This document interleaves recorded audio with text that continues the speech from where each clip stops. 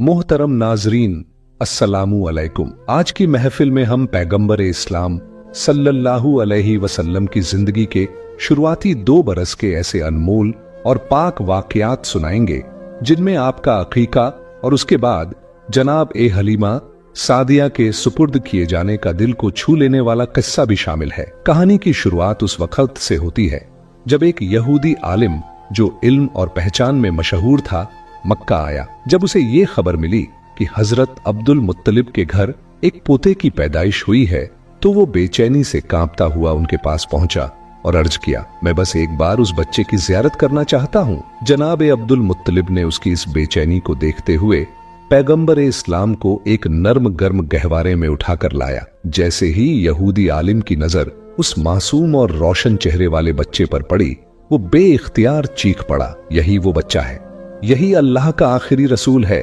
और इसकी आमद के साथ बनी इजराइल से नुबुव्वत का सिलसिला खत्म हो गया। मक्का के लोग जो पहले से ही हजरत अब्दुल मुत्तलिब से मन में जलन रखते थे, ये देखकर और भी हैरान रह गए कि जो काहिन आता है वो इन्हीं के दरवाजे पर आता है, जो राहिब आता है वही इन्हें खुशखबरी सुनाता है, और जो भी आता है इनके ही बारे में पेशीन गोई करके चला जाता है। लोगों के दिलों में जनाब अब्दुल मुत्तलिब और इस बच्चे के लिए हसद की आग भड़कने लगी। मक्का की सरजमीन पर सैकड़ों बच्चे पैदा हुए, मगर किसी के बारे में ऐसी बातें कभी न सुनी गईं। ये हसद जो पैदाइश के पहले लम्हे से शुरू हुआ, आगे चलकर मजहबी दुश्मनी में बदलने वाला था। यहूदी आलिम फिर पुकार उठा, मैंने इस बच्चे को पहचान लिया है, मैं इसी की तलाश में मक्का आया था। जनाब अब्दुल मुत्तलिब जो दीन इब्राहिमी पर कायम थे और कई राजों से वाकिफ थे, ये सुनकर फौरन बच्चे को वापस घर ले गए और उसे छुपा दिया। 4 दिन तक पैगंबर इस्लाम को पोशीदा रखा गया, लेकिन चौथे दिन अरब का एक बेहद पढ़ा लिखा और मक्का में इज्जत का मकाम रखने वाला शख्स जिसका नाम सवाद इब्ने कारिब था।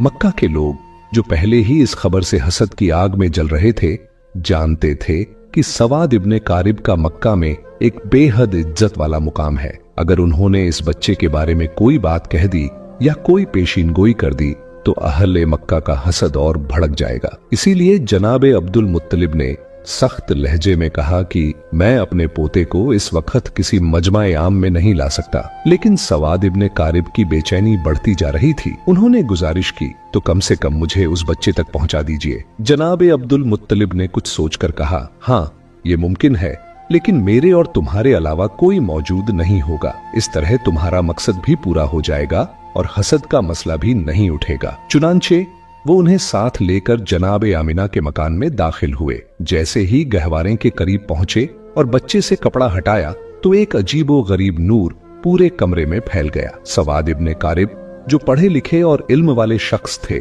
समझ गए कि ये वही अलामत है जिसकी खबर किताबों में है, आखिरी जमाने का इशारा। वो बेइख्तियार झुक गए और उस बच्चे के कदमों को बोसा दे दिया। फिर जनाब अब्दुल मुत्तलिब से मुखातिब होकर कहा, आप गवाह रहिएगा, मैं इस बच्चे पर अभी से ईमान ला रहा हूँ। मुझे मालूम है कि मैं उस वक्त तक जिंदा नहीं रहूंगा जब ये बच्चा ऐलान रिसालत करेगा, मगर मैं आज ही गवाही देता हूँ कि ये अल्लाह का आखिरी रसूल है। इस तरह बनु हाशिम के घर वालों के अलावा पैगंबर इस्लाम की पैदाइश के बाद सबसे पहले ईमान लाने वाले शख्स सवाद इब्ने कारिब साबित हुए। ये वाकया हुजूर अकरम सल्लल्लाहु अलैहि वसल्लम की पैदाइश के चौथे दिन का है। फिर 7वें दिन हजरत अब्दुल मुत्तलिब ने अपने पोते का अकीका किया और पूरे मक्का के लोगों को दावत ए अकीका में बुलाया। लेकिन उस वक्त से ही कुछ लोग हजरत अब्दुल मुत्तलिब के दुश्मन बन चुके थे और दिल ही दिल में सोच रहे थे कि अगर ये बच्चा बड़ा हो गया और इसने ऐलान ए नुबुव्वत कर दिया तो हमारे लिए तो बस तबाही ही तबाही है। इन हालात में रब ए करीम की मसलहत यही थी कि पैगंबर इस्लाम को कुछ अरसा मक्का की सरजमीन से ओझल रखा गया, ताकि अगर उनके दुश्मन तलाश में यहां तक पहुंचे भी तो नाकाम होकर वापस लौट जाएं। इस दौरान पैगंबर इस्लाम की नशो नुमा इतनी तेज थी कि देखने वाले हैरान रह जाते। रिवायत है कि आप 2 महीने की उम्र में बैठने लगे, 9 महीने में दौड़ने लगे, 15 माह में तीरंदाजी करने लगे और 2.5 साल की उम्र में नौजवानों से कुश्ती लड़कर उन्हें शिकस्त देने लगे। ये तेजी एक तरफ तो नुबुव्वत थी और दूसरी तरफ अल्लाह की छुपी हुई मसलहत भी। ताकि अगर कोई दुश्मन ये सोचकर ढूंढे कि पिछले साल 12 रबीउल अव्वल को पैदा होने वाला बच्चा अभी 1 साल का होगा और बस चलना सीखा होगा, तो हुजूर को देखकर शायद नजरअंदाज कर दे। इसके साथ साथ अजीबो गरीब वाकयात भी पेश आते रहे। न जनाब आमिना को कोई तकलीफ होती, न जनाब हलीमा को, और न ही दादा हजरत अब्दुल मुत्तलिब को। जब भी दिल करता कि हम उन्हें नहलाएं और उनके सर में तेल डालें, तो देखते कि कोई उनसे पहले ही उन्हें नहला धुलाकर कंघी करके चला गया है। आम बच्चे सोकर उठते हैं तो आंखों में मैल होता है, मगर ये जब नींद से उठते तो चेहरा बिल्कुल तरोताजा और हशाश बशाश होता। जब भी हमने चाहा कि उनका लिबास बदले तो पता चलता कि उन्हें पहले ही नया लिबास पहना दिया गया है। यहाँ तक कि खाने के मामले में भी जिस घर में भी गए वहां पैगंबर इस्लाम की वजह से रिज्क में बरकत हो जाती, लेकिन हुजूर ने कभी उस खाने से हिस्सा नहीं लिया। जो भी उनकी परवरिश कर रहा था हैरान था कि हमें तो कोई काम करना ही नहीं पड़ता। यहाँ तक कि बचपन के उस दौर में भी जब आम तौर पर बच्चों का लिबास कुदरती जरूरत की वजह से खराब हो जाता है, जनाब आमिना और जनाब हलीमा कहती, हमने कभी उनके कपड़ों पर उसकी कोई निशानी नहीं देखी। गर्ज ये कि सारे काम परवरदिगार आलम की मसलहत से खुद ब खुद पूरे हो रहे थे।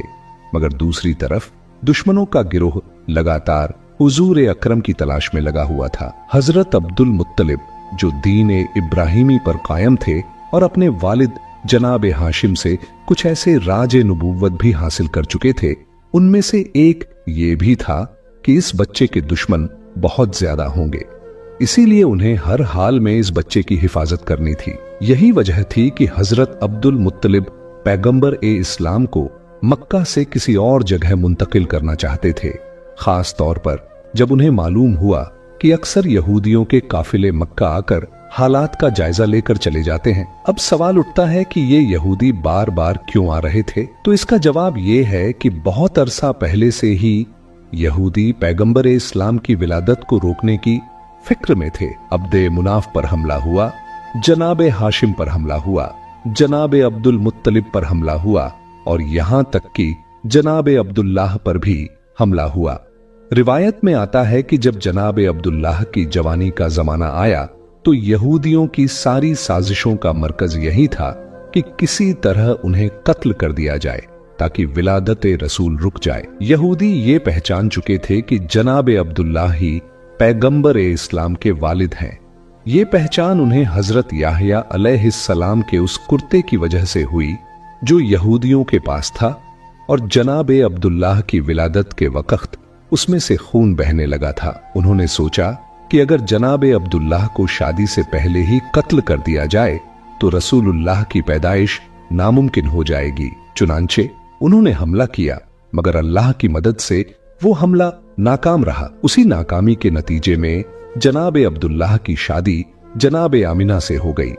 अब शादी के बाद यहूदी और परेशान हो गए कि अब क्या किया जाए, किसी न किसी तरीके से विलादत का सिलसिला रोकना है। इत्तेफाक से उन्हें एक मौका मिल गया। जनाब अब्दुल्लाह किसी काम के सिलसिले में मदीना गए और मदीना यहूदियों का गढ़ था। रिवायत के मुताबिक मदीना में जनाब अब्दुल्लाह पर हमला किया गया और जहर देकर उन्हें शहीद कर दिया गया।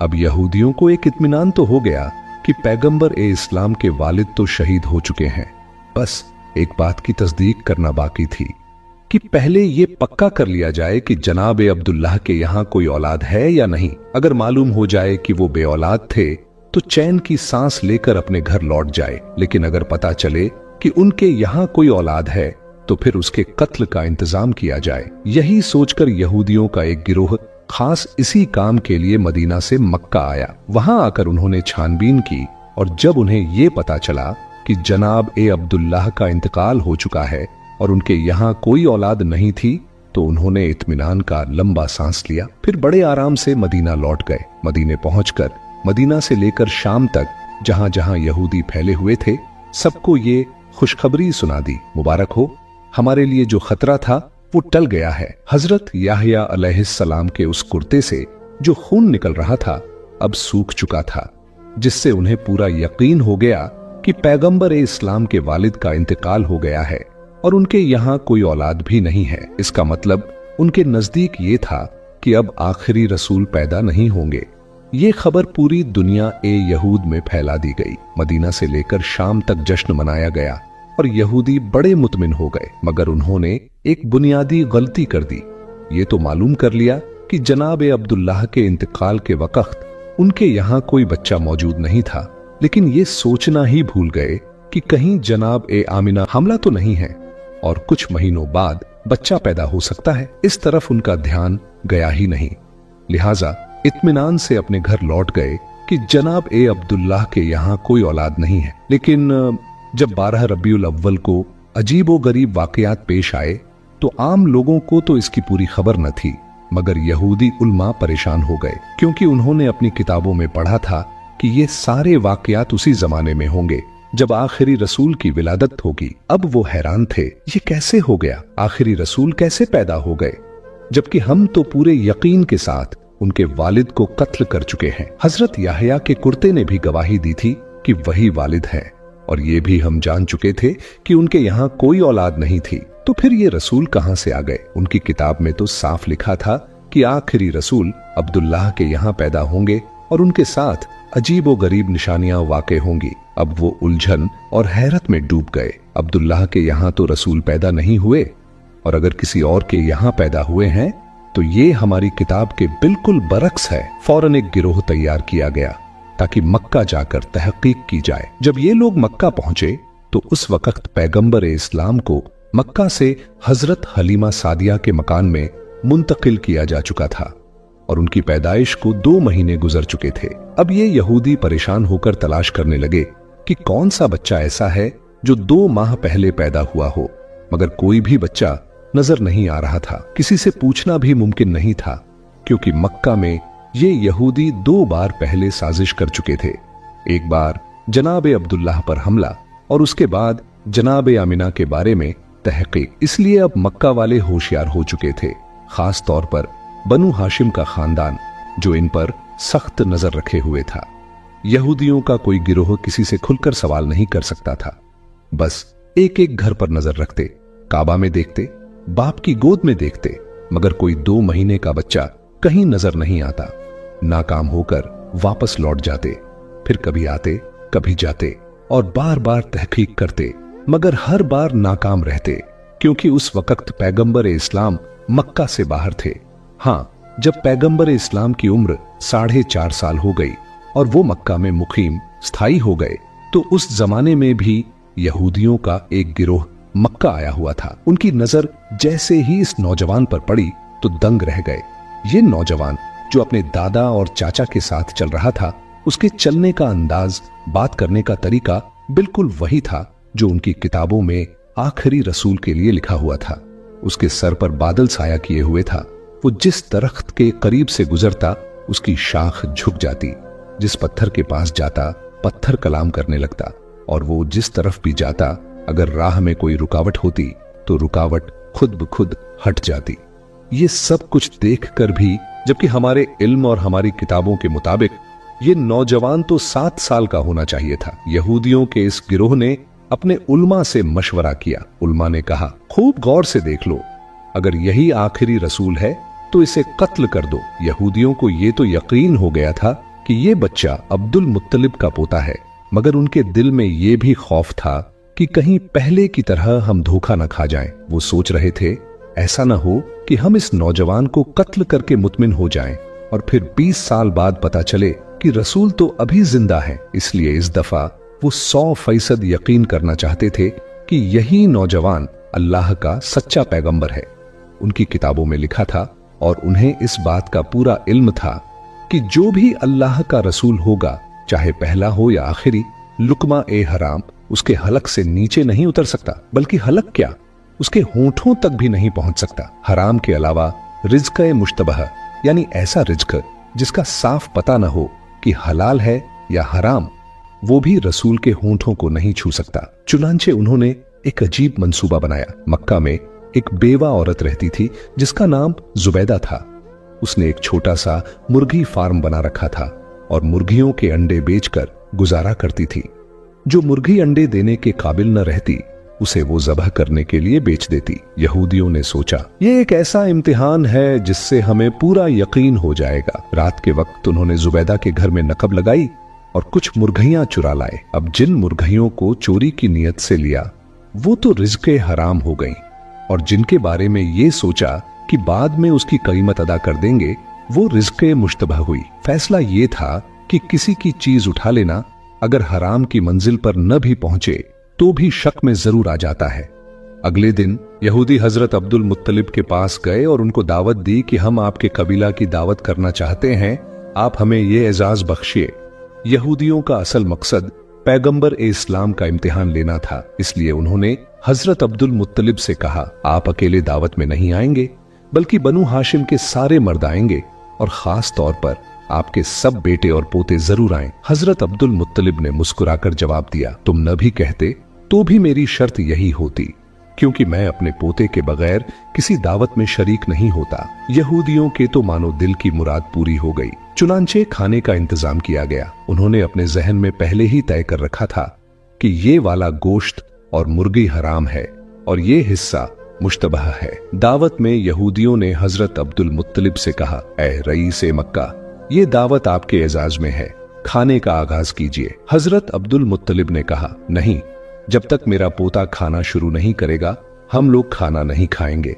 बस यहूदियों को तो यही चाहिए था। सारी तवज्जो रसूलुल्लाह की तरफ हो गई। उन्होंने कहा आप बिस्मिल्लाह कीजिए। रसूल खुदा ने इत्मीनान से जवाब दिया नहीं, ये रिज़्क़ हमारे लिए नहीं है, खाना तो दूर ये हमारे होठों तक भी नहीं पहुंच सकता। यहूदियों ने हैरानी से पूछा ये कैसे मुमकिन है? आप सल्लल्लाहु अलैहि वसल्लम ने फरमाया हाँ, ये खाना हमारे लिए नहीं है। उन्होंने कहा हमें इजाजत दीजिए कि हम आपको खाना खिलाएं और देखें कि ये कैसे नहीं पहुंचता। पैगंबर ने मुस्कुराकर फरमाया ठीक है, अगर खिला सकते हो तो खिलाओ। अब यहूदियों ने रोटी और गोश्त के साथ एक निवाला बनाकर हुजूर की तरफ बढ़ाया, मगर अजीब बात यह हुई कि जैसे ही वो निवाला हुजूर के होठों के करीब पहुंचा, ऐसा महसूस हुआ कि किसी ने जबरदस्ती उनका हाथ खोल दिया हो और निवाला दस्तरख्वान पर गिर पड़ा। एक बार, दो बार, यहां तक कि 10 बार कोशिश की गई, मगर निवाला हुजूर के होठों से लग ही नहीं सका। वो करीब पहुंचता मगर हाथ अपने आप खुल जाता और नीचे गिर जाता। यहूदी ऊपर से तो परेशान नजर आते थे, मगर दिल ही दिल में खुश थे कि आधी अलामत तो पूरी हो गई। ये हराम वाला खाना था। अब उन्होंने मुश्तबह खाना लाकर पेश किया और फिर कहा आगाज कीजिए। पैगंबर ने उसी इत्मीनान से जवाब दिया ये भी हमारे लिए नहीं है। यहूदियों ने कहा हम खिलाते हैं। आपने फरमाया चलो ठीक है, फिर कोशिश करके देख लो। अब जब कोई निवाला हाथ में लेकर पैगंबर इस्लाम के मुंह के करीब लाता तो वो या तो दाईं तरफ खिसक जाता या बाईं तरफ, लेकिन होठों तक पहुंचता ही नहीं था। यहूदियों ने हजरत अब्दुल मुत्तलिब से कहा हमने तो पूरे खुलूस से ये दावत दी थी, मगर समझ नहीं आ रहा कि ये क्या हो रहा है। क्या इसमें कोई खुदाई राज है? जनाब ए अब्दुल मुत्तलिब और पैगंबर इस्लाम दोनों समझ गए कि मामला क्या है, मगर कहने का मौका नहीं था। बनु हाशिम का सारा खानदान अपने घर लौट आया और यहूदियों को यकीन एक कामिल हो गया कि ये रसूल बरहक हैं। चुनांचे इसके बाद एक नए सिलसिले से साजिशें शुरू हो गईं। यही वजह थी कि इस वाकये के बाद जनाब अब्दुल मुत्तलिब ने पैगंबर इस्लाम की और भी ज्यादा हिफाजत शुरू कर दी। उन्होंने अपने तमाम बेटों से कह दिया अब यहूदियों की सारी दुश्मनी का निशाना मेरा पोता होगा। खबरदार, घर के किसी काम से भी इसे बाहर मत भेजना। इससे पहले हजरत अब्दुल मुत्तलिब भेड़ बकरियां और ऊंट चराने के लिए हुजूर को बाहर भेज देते थे, लेकिन अब सख्त हुक्म जारी कर दिया गया कि आज के बाद कोई मेरे पोते को घर से बाहर न भेजे। इसी वजह से इस वाक़ये के 1 साल बाद जब हजरत अब्दुल मुत्तलिब का आखिरी वक्त करीब आया तो उन्होंने अपने सारे बेटों को बुलाया और नसीहत की मैं इस दुनिया से जा रहा हूं, अपने बारे में मुझे कुछ नहीं कहना।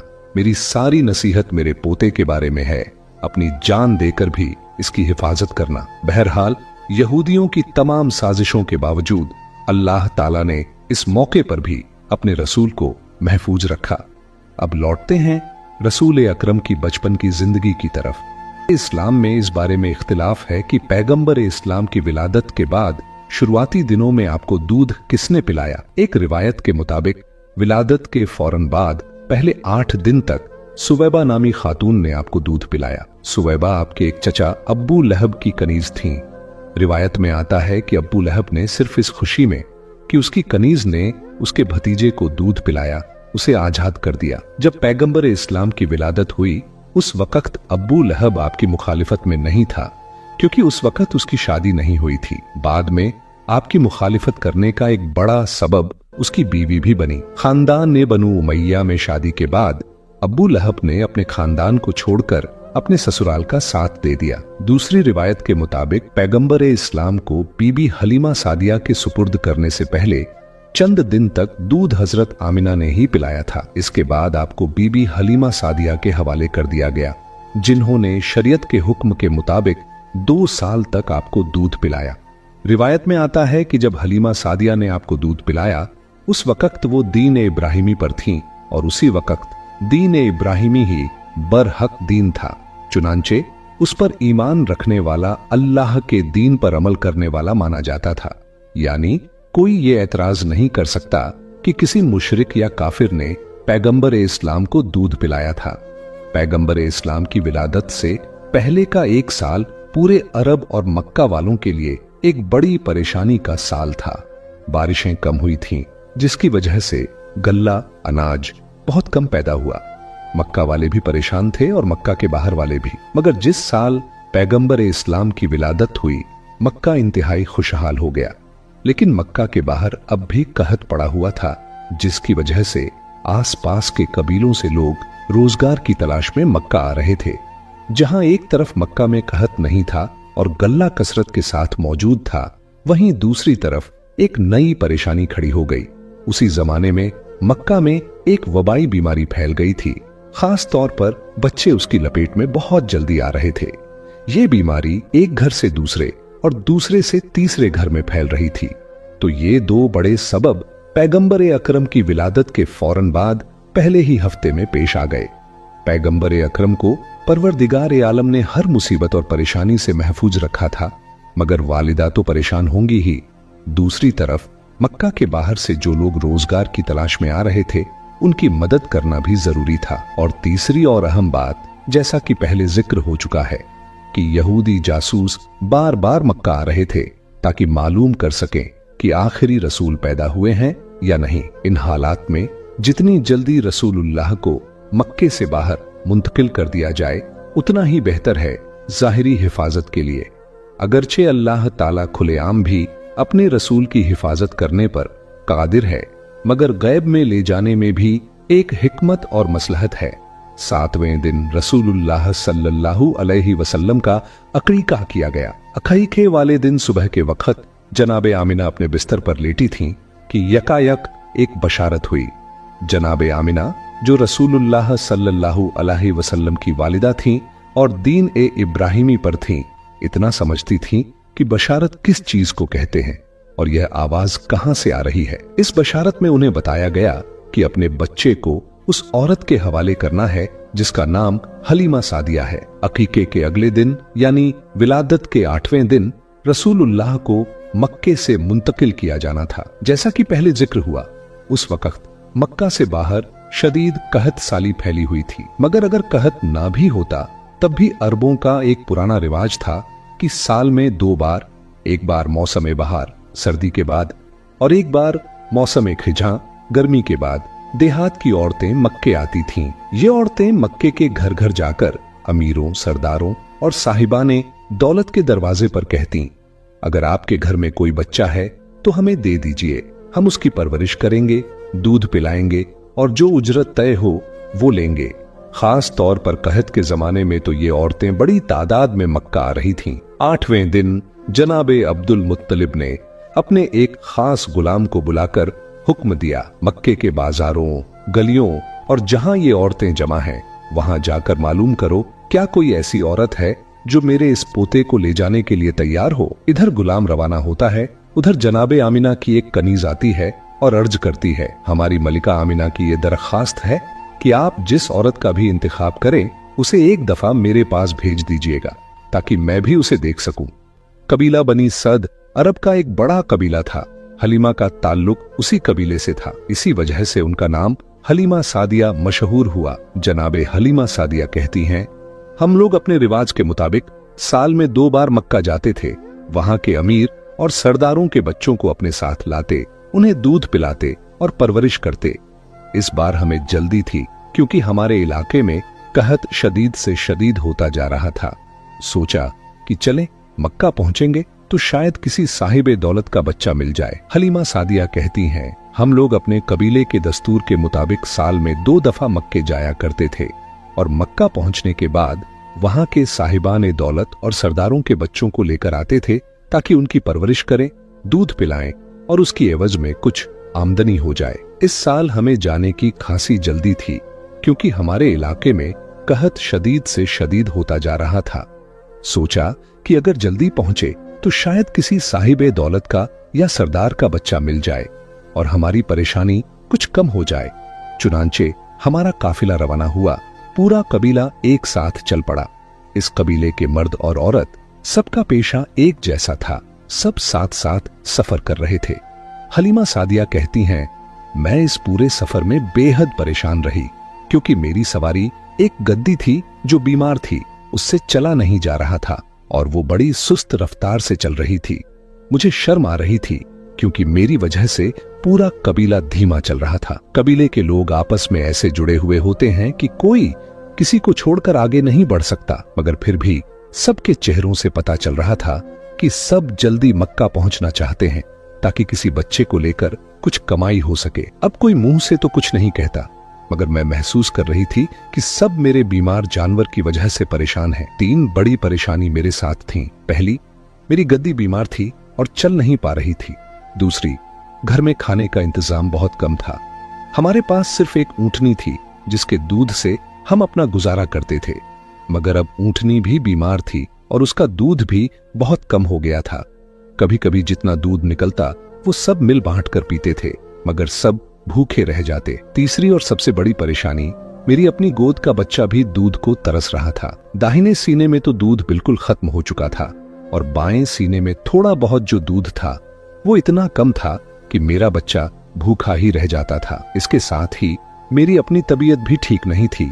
कहत, भूख, बीमारी सबने मुझे बहुत परेशान कर रखा था। हम चल तो रहे थे मगर हर कदम मुसीबतों से घिरा हुआ था। न सवारी ठीक, न दूध, न खाना, हर तरफ तंगी, तकलीफ और भूख थी। मगर अल्हम्दुलिल्लाह आहिस्ता आहिस्ता चलते हुए हम मक्के में दाखिल हो गए। मक्के में दाखिल होने के बाद मुझे अपनी सवारी के जानवर की, अपनी ऊंटनी की और खुद अपनी भी फिक्र सताने लगी। मैं सोच रही थी कि अगर मैंने किसी बच्चे को गोद लिया तो सबसे पहला सवाल देने वाला यही करेगा कि क्या मेरा बच्चा पेट भरकर गिरजा पाएगा या नहीं। और मेरी हालत तो ये है कि मैं तो अपनी औलाद तक को दूध नहीं पिला पा रही।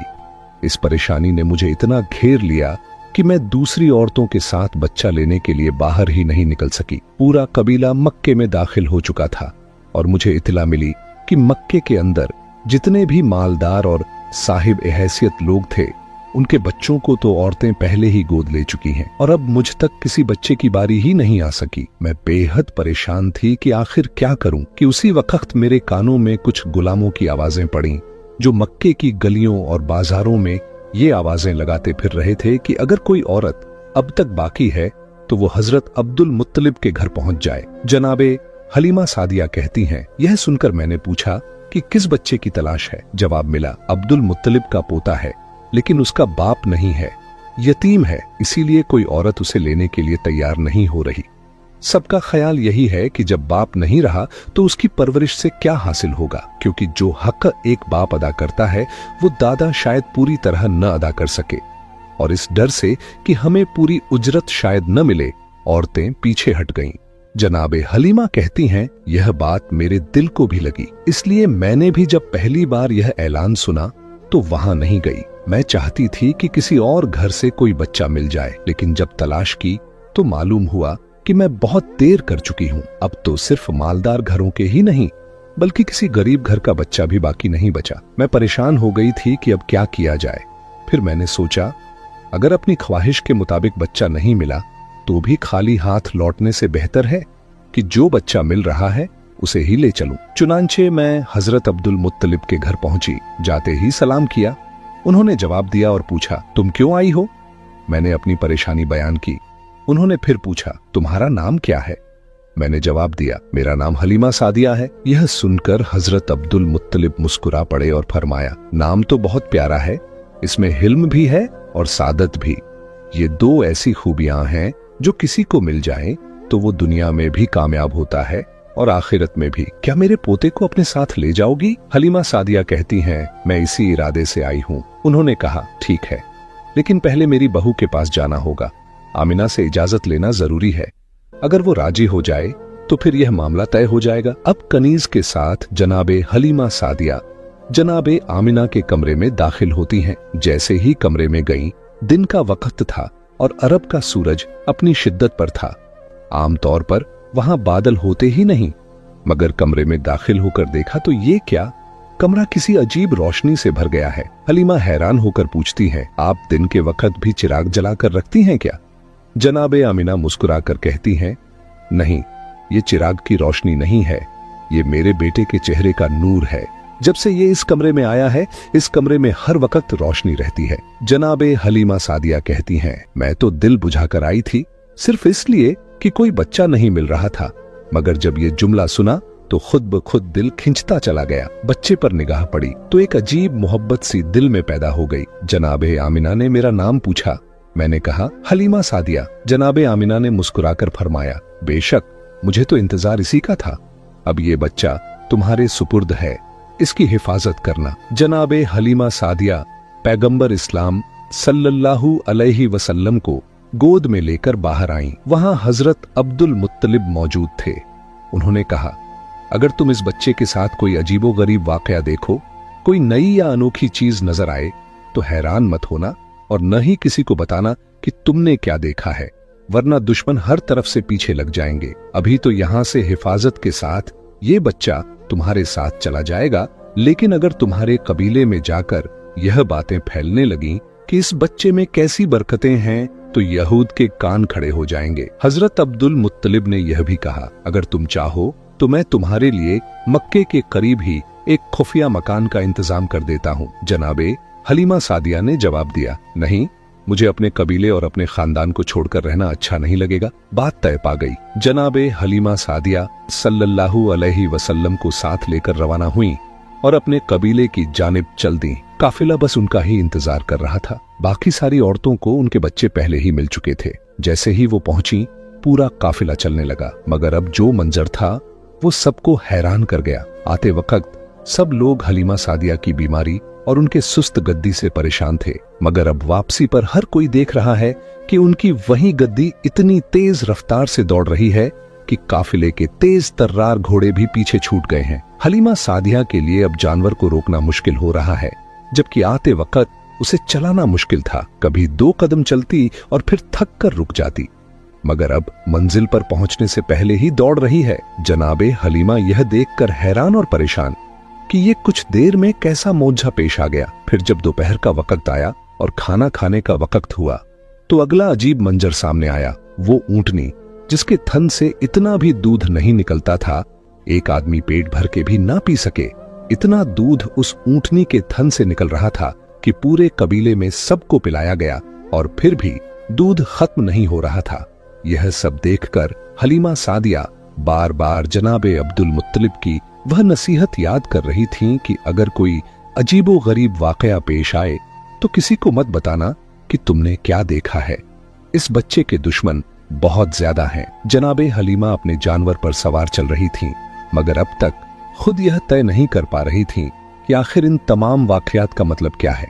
काफिला थोड़ी ही दूर चला था कि परवरदिगार की तरफ से उन्हें बताया गया कि घबराना नहीं, यह सब मौजज़ात हैं, तुम इस बच्चे को खौफजदा होकर छोड़ मत देना। जनाबे हलीमा काफिले से कुछ आगे थीं कि सामने से हिरनों का एक झुंड दौड़ता हुआ आया, मगर हैरत की बात यह थी कि वह झुंड रुक गया। हिरन की फितरत के खिलाफ जो इंसानों को देखकर भाग जाता है, वो अब रुका खड़ा था। उनमें से एक हिरन ने इंसानी आवाज में कहा, ऐ हलीमा सादिया, जिस बच्चे को लेकर जा रही हो उसकी हिफाजत करना। यह कहकर सारे हिरन गायब हो गए। हलीमा सादिया ने जब हिरन की जबान में इंसानी आवाज सुनी तो चौंक गईं, मगर वही जवाब मिला, जो सवाल बहुत देर से उनके जहन में घूम रहा था। यह क्या अजीब अजीब वाकयात पेश आ रहे हैं। थोड़ी दूर और चली तो अचानक एक नूरानी शक्ल वाला बुजुर्ग शख्स एक पहाड़ की गुफा से निकला। बच्चे पर नजर पड़ी तो बेइख्तियार सजदे में गिर पड़ा और शुक्र अदा किया। फिर कहने लगा, ऐ हलीमा सादिया, तुम बहुत खुशकिस्मत हो कि तुम्हारी गोद में परवरदिगार आलम की कीमती अमानत है।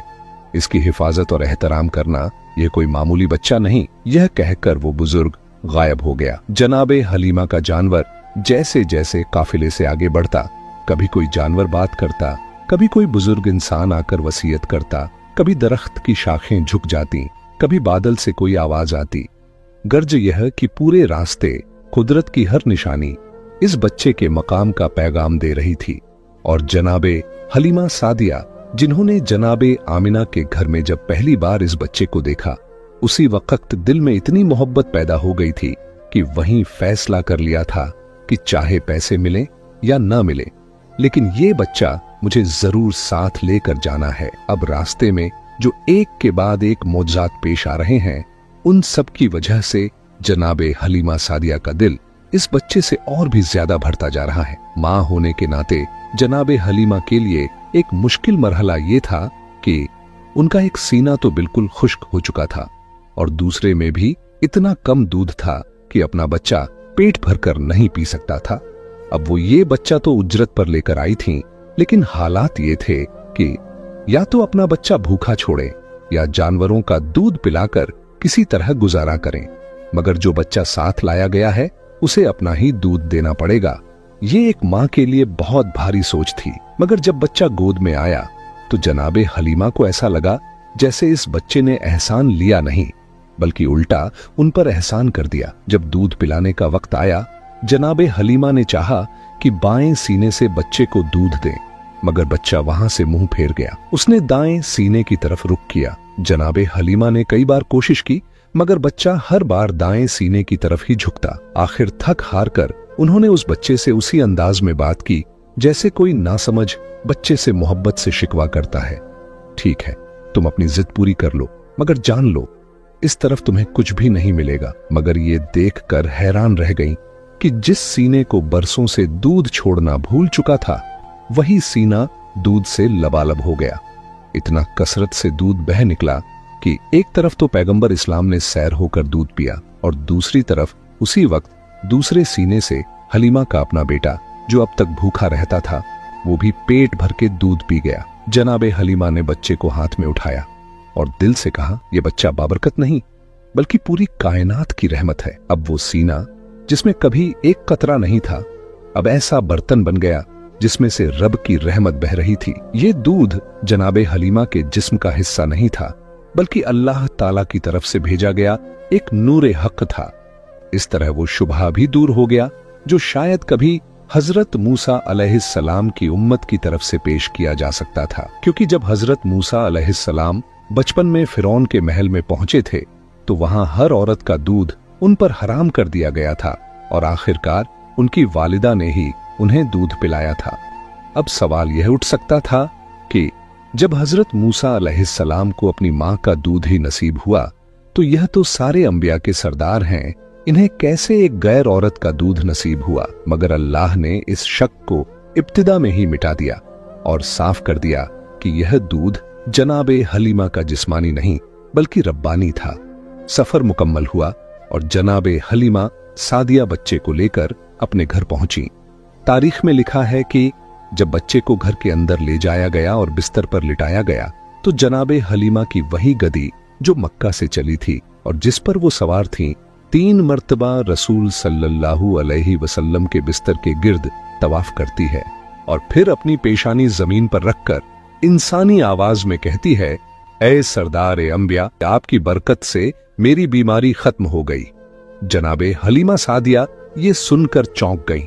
फिर ये मौजज़ा देखा तो समझ में आया कि यह जात महज एक बच्चा नहीं बल्कि कुदरत का अमानतदार है और उसकी वजह से मेरे जानवर की बीमारी भी जाती रही। इसके बाद तो ऐसे ऐसे मौजज़ात और मुशाहिदात सामने आने लगे कि हलीमा सादिया हैरान होती रहीं और सोचती रहीं, जिस बच्चे को मैं बादे खास्ता मजबूरी में और दिल बुझा के लेने गई थी, असल में वही मेरे लिए सबसे बड़ी रहमत बन गया। जब पैगंबर सल्लल्लाहु अलैहि वसल्लम जनाबे हलीमा के घर तशरीफ लाए तो उस वक्त पूरा कबीला शदीद कहत का शिकार था। जनाबे हलीमा सादिया फरमाती हैं, हम मक्के से न उजरत में पैसे लेकर लौटे थे और न ही गल्ला, यानी खुद इंसानों के लिए खाने का बंदोबस्त नहीं था तो जानवरों को क्या खिला सकते थे, मगर हम अपने जानवरों को अपने हाथों से मार भी तो नहीं सकते थे। इसलिए रोजाना सुबह उन्हें कबीले के चारों तरफ चरने के लिए भेज देते थे, लेकिन सारे कबीले के जानवर भूखे लौटते। अगर कुछ मिल भी गया तो बस इतना कि मरने से बच जाएं। दूसरी तरफ मेरे जानवर उन्हीं के साथ जाते थे और जब लौटते थे तो पेट भरे हुए और जिस्म चमकते हुए नजर आते थे। सारा कबीला हैरान था कि सभी जानवर एक ही वादी में जा रहे हैं, मगर उनके जानवर दुबले और कमजोर होते जा रहे हैं और हलीमा सादिया के जानवर रोज ताजा और हट्टे कट्टे होकर लौटते हैं। यह अजीब बरकत सिर्फ एक ही वजह से थी। जनाबे हलीमा सादिया के घर वो नूरी हस्ती तशरीफ ला चुकी थी जिनकी वजूद से अब धरती और आसमान भी रहमत से भरने वाले थे। जनाबे हलीमा सादिया फरमाती हैं, जब यह बच्चा मेरे घर में आया था उस वक्त मेरे पास सिर्फ 22 जानवर थे, भेड़ें, बकरियां, ऊंट वगैरह मिलाकर। और जब यह बच्चा 5 साल बाद हमारे घर से गया तो हमारे जानवरों की तादाद 1020 हो चुकी थी। पैगंबर इस्लाम सल्लल्लाहु अलैहि वसल्लम ने उस घर में कोई एहसान नहीं लिया, बल्कि जनाबे हलीमा सादिया और उनके पूरे कबीले पर एहसान किया। जनाबे हलीमा फरमाती हैं, मुझे इस बच्चे का कोई काम करने की जरूरत ही न पड़ती। जब कभी मेरा इरादा होता कि आज इसके बालों में कंघी करूं तो देखती कि कंघी पहले ही हो चुकी होती। जब मैं सोचती कि इसका चेहरा धोऊं तो देखती कि चेहरा पहले से धुला और चमकदार होता। जब कभी मैं इरादा करती कि लिबास बदलूं तो नया लिबास पहले ही पहना होता। मैं हैरान होती किस वक्त कोई आता है, कौन आता है, कैसे यह सब कुछ कर जाता है, मुझे कुछ पता ही नहीं चलता। और मामला सिर्फ हलीमा सादिया के घर तक महदूद नहीं था, बल्कि पूरा कबीला उस बच्चे सल्लल्लाहु अलैहि वसल्लम से मुतासिर हो गया था और हर किसी को उस नूरी वजूद की बरकत मिल रही थी। 5 साल तक यहूदी पूरी कोशिश करते रहे कि किसी तरह यह पता चल जाए कि वो बच्चा जो हमसे छुपाया गया है गया तो गया कहां है, मगर उन्हें जर्रा बराबर भी सुराग नहीं मिला, क्योंकि जनाबे हलीमा सादिया का पूरा कबीला पैगंबर सल्लल्लाहु अलैहि वसल्लम पर जान छिड़कता था, मोहब्बत करता था और उन्हें सबसे बड़ा अमानतदार समझता था। जनाबे हलीमा सादिया फरमाती हैं, पहले ही दिन जब मैं इस बच्चे को लेकर अपने कबीले के उस सूखे दरख्त के पास पहुंची जो बिल्कुल बंजर था, तो मैं उस बच्चे को लेकर उसके नीचे बैठी और अचानक देखा कि दरख्त की सूखी शाखें हरे हो गईं, उस पर फल लग गए और वह सरसब्ज शादाब हो गया। और बात सिर्फ उस दरख्त की नहीं थी, बल्कि जिस घर में मैं इस बच्चे को ले जाती वो घर खुशहाल हो जाता। जो भी शख्स इस बच्चे के करीब आता उसकी किस्मत ही बदल जाती थी। यहां तक कि हमारे कबीले की सबसे गरीब औरत, जिसका लक़ब ही बन गया था उम्मुल मसाकीन, यानी मिस्कीनों की माँ, क्योंकि वो सबसे ज्यादा मुफलिस और जरूरतमंद थी। सिर्फ एक बार वो मेरे घर कुछ मांगने आई, मगर मेरे घर में भी उसे कुछ ना मिला। वो मायूस होकर जाने लगी, मगर जाते जाते उसकी नजर इस बच्चे पर पड़ गई। 14वीं रात के चांद की तरह इस बच्चे का चेहरा चमक रहा था। वो खुद ब खुद झुकी और इस्लाम के इस नन्हे फरिश्ते की पेशानी को बोसा दिया। ज्यादा वक्त नहीं गुजरा था कि वो औरत जो कभी सबकी रहमत की तलबगार थी, अब कबीले की मालदार औरतों में शुमार होने लगी। उसे भी एहसास था कि यह सब कुछ इस नन्हे बच्चे की बरकत से हुआ है। अब वो औरत सुबह शाम आती है और इस बच्चे के तलवों को अपनी आंखों से मलती है। अब तो पूरा कबीला किसी न किसी सूरत में पैगंबर इस्लाम सल्लल्लाहु अलैहि वसल्लम से फैज पा रहा है। बरकतें बढ़ती जा रही हैं और हर दिल मोहब्बत से भरता जा रहा है।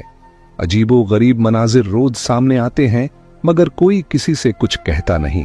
पैगंबर सल्लल्लाहु अलैहि वसल्लम जब किसी दरख्त के पास से गुजरते हैं, अगर दरख्त सूखा होता तो वो सरसब्ज शादाब हो जाता, अगर पहले से ही हरा होता तो उसकी हरियाली और बढ़ जाती। अगर किसी सूखी नहर के पास से गुजरते तो उसमें पानी बहना शुरू हो जाता, और अगर पहले से पानी बह रहा हो तो उसकी रवानी और ज्यादा तेज हो जाती। जिस खेत के पास से वो गुजरते उसकी फसल कई गुना बढ़ जाती। कबीले के जानवरों की तादाद भी बढ़ रही थी और उस वक्त अरब में जानवर सोने चांदी से ज्यादा कीमती समझे जाते थे।